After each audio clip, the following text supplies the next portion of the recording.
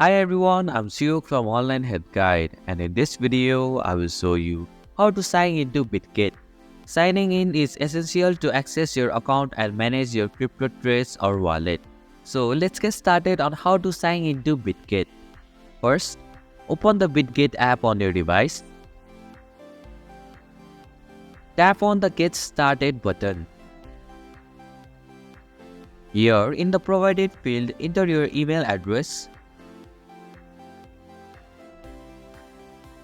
Next, input a strong but memorable password for your Bitget account. Then, tap on the checkbox to agree the terms.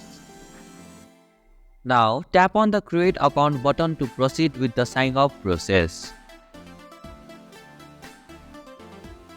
A verification code will now be sent to your email. Enter the code and complete the sign-up process. And this is how you can sign into Bitget. Thank you for watching Online Help Guide.